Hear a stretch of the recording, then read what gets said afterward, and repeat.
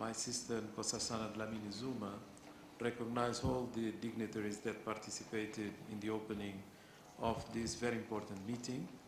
And to my dear colleague and friend Leon, I would like really to congratulate him for his leadership and also for putting together this very important event to which we are very proud to be associated. This theme is highly relevant to Africa and offers an opportunity for the continent to renew its commitment and resolve to pursue industrialization as its primary path towards structural transformation and inclusive development. The Common African Position on the post-2015 agenda advocates for inclusive growth, structural transformation, and industrialization as the key pillars of Africa's definition of sustainable development. Africa is the leader in one type of export, jobs. And we export jobs because partly we don't industrialize or we don't industrialize enough.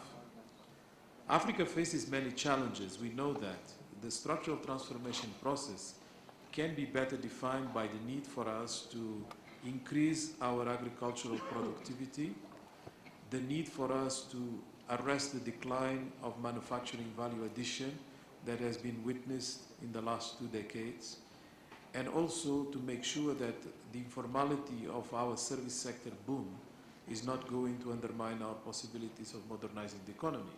Now, if you look into these three factors, obviously the common thread is the lack of industrialization. If we had industrialization, we'll be able to exercise a pull factor on agriculture through agro-processing. If we had industrialization, we'll be able to not only arrest the manufacturing value addition decline, but also making sure that the contribution of industry for the creation of a new modern economy would be put in place. And obviously our service sector is, of course, something that is increasing very fast, but as we know, it's not contributing to an inclusive type of economy. Now, is this the first time that we have such an ambition?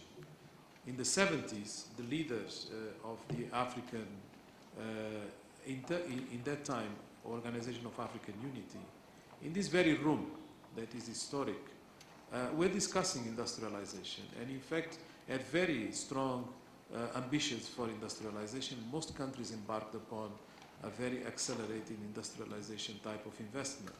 And then most of these investments collapsed. Our manufacturing value addition at the time was twice what it is today in proportion to GDP. Our per capita was, in that time, twice China's per capita, as Professor Lin likes to remind us. And yet, what happened? We had a very long night, and that long night of slow growth and lots of structural problems actually was partly responsible for us to deindustrialize. And now we are trying to reverse this. And as we try to do it, we are very conscious that we are latecomers. Latecomers face a lot of obstacles. One major obstacle is that we are now dealing with a very regulated environment, over-regulated environment, we can say. A latecomer is now facing trade complexity and intellectual property sophistication that it's very difficult to overcome when you are a latecomer. We are basically looking into the technological possibilities of Africa in face of multinationals and other operators that control completely the intellectual property regimes. It's very difficult. We are facing financial complexity that didn't exist before. We are dealing with value chains that have become extremely global and complex. We are dealing with niches that are closed, that are no longer available to us. We have accumulated infrastructure, capacity, and other deficits. In one word, latecomers don't have the winds in their favor. However, latecomers can learn, and latecomers can avoid the mistakes that they have seen others pursuing, and can actually adopt the best practices of others. And we have a number of factors also in our favor in Africa for industrialization. I'll just mention the four most important ones. The first is that we can really tap into a commodity-based industrialization strategy. We have natural resources that are really not being explored in terms of their potential for value addition.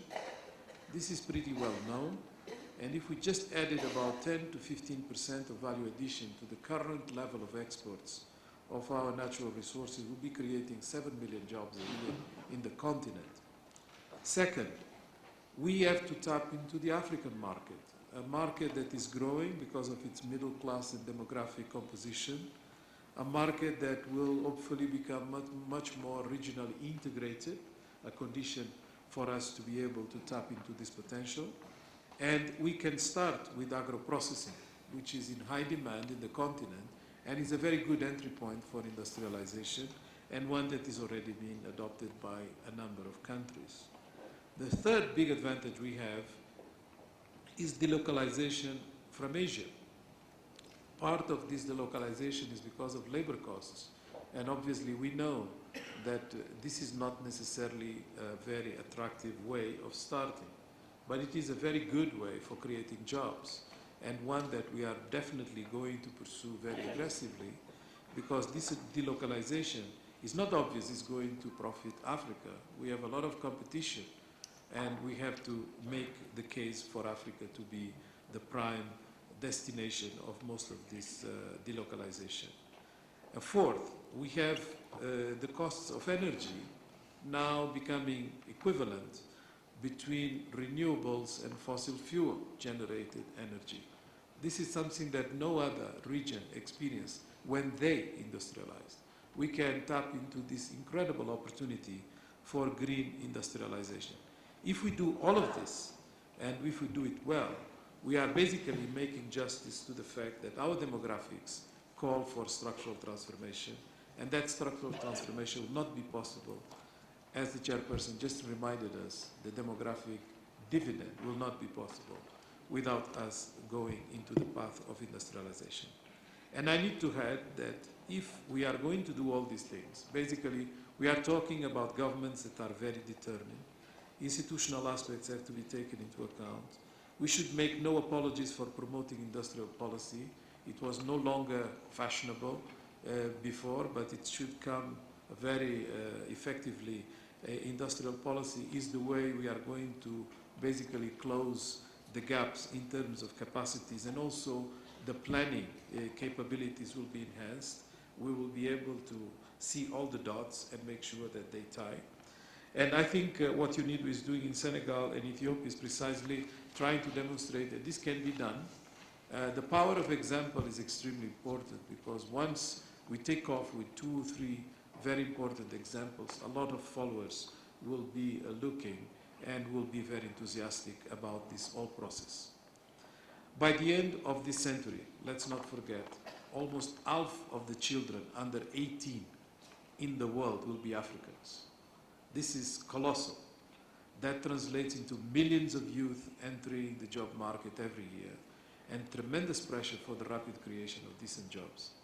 Industrialization has superior capability when it comes to generating decent direct and indirect employment, forging strong backward and forward linkages within the economy and with the external sector, which are all necessary for ensuring sustainable development for the continent. So long as Africa keeps industrializing, opening up markets and integrating regionally, it can keep growing and ensure that the well-being of all Africans is uplifted. Thank you.